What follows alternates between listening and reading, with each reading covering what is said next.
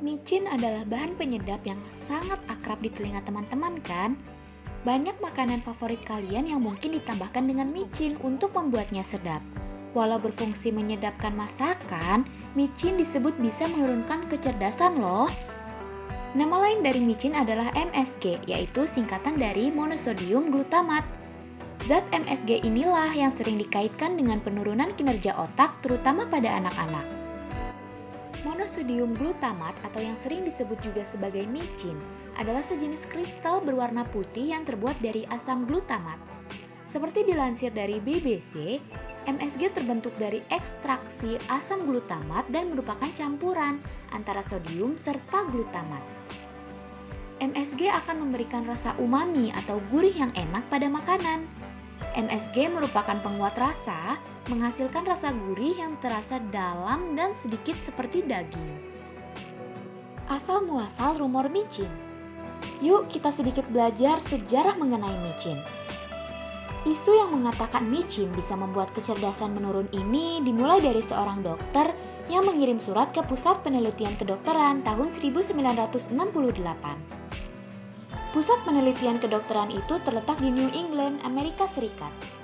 Sang dokter mengeluhkan rasa mual dan tekanan dada setelah memakan makanan yang berasal dari Cina. Karena pada saat itu, Cina sudah menggunakan micin pada bahan masakannya.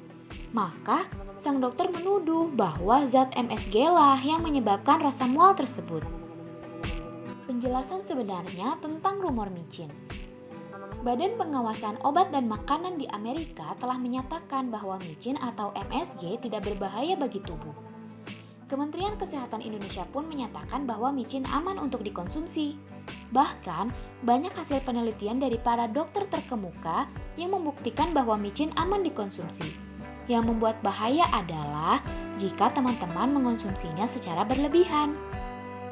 Penyebab micin aman untuk dikonsumsi. Tahukah teman-teman bahwa tubuh kita juga memproduksi MSG loh? Tubuh memproduksi zat MSG untuk menjalankan banyak fungsi penting tubuh.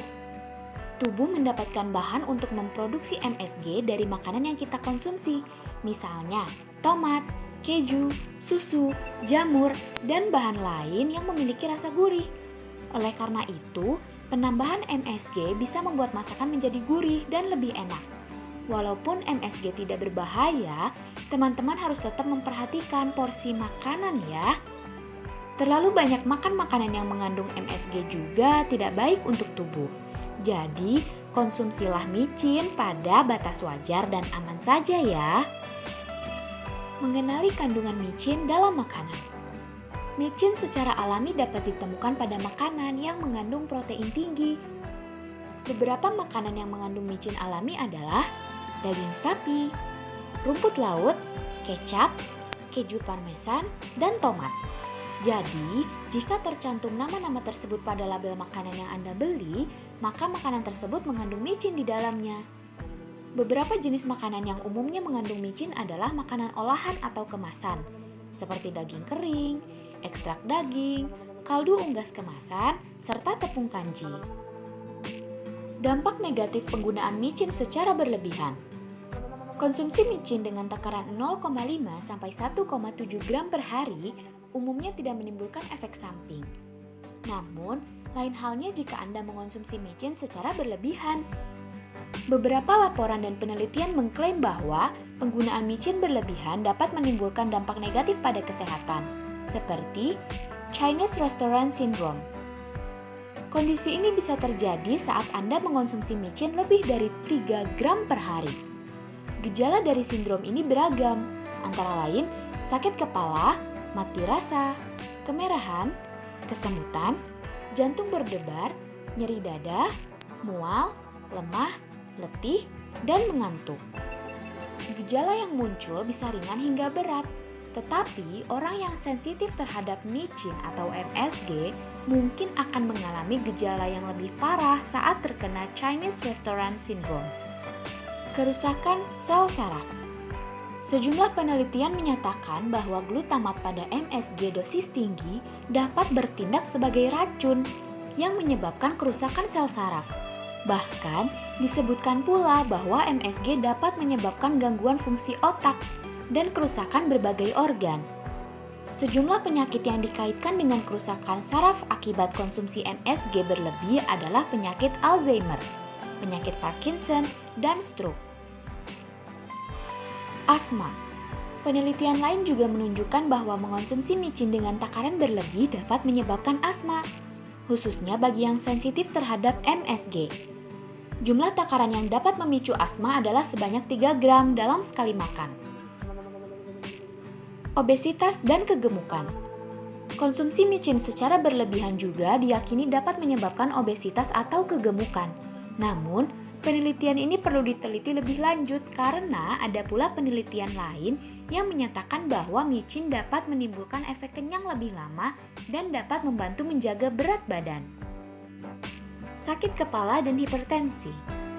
Konsumsi micin dalam jangka panjang juga diyakini dapat menyebabkan peningkatan tekanan darah.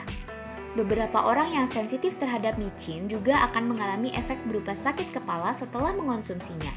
Meski begitu, penyebab hal tersebut belum diketahui secara pasti. Kerusakan sel. Sejumlah peneliti juga mengklaim bahwa MSG dapat merusak sel dan materi genetik. Efek micin ini diprediksi bisa merusak limfosit atau sel darah putih. Namun, hal ini pun masih perlu diteliti lebih lanjut. Kerusakan ginjal dan depresi. Penelitian lain menyebutkan bahwa konsumsi micin dalam jangka panjang dapat menyebabkan kerusakan ginjal dan gejala depresi akibat penurunan serotonin, yaitu sinyal di otak yang mempengaruhi suasana hati dan emosi. Perlu digarisbawahi, semua efek samping atau dampak buruk dari konsumsi micin secara berlebihan tersebut memang masih perlu diteliti lebih lanjut. Namun, semua yang dikonsumsi secara berlebihan memanglah tidak baik. Jadi, tidak ada salahnya untuk membatasi konsumsi micin demi meminimalkan resiko terjadinya gangguan kesehatan. Konsumsi micin dalam batas wajar yang masih dianggap aman, sehingga Anda tidak perlu khawatir. Meski begitu, bagi orang yang memiliki alergi terhadap micin atau MSG, sebaiknya menghindari konsumsi makanan yang mengandung bahan ini. Bila Anda memiliki kondisi medis yang perlu membatasi jenis makanan tertentu, sebaiknya berkonsultasilah dengan dokter untuk mengetahui apakah Anda boleh mengonsumsi makanan yang mengandung micin dan seberapa banyak micin yang boleh Anda konsumsi.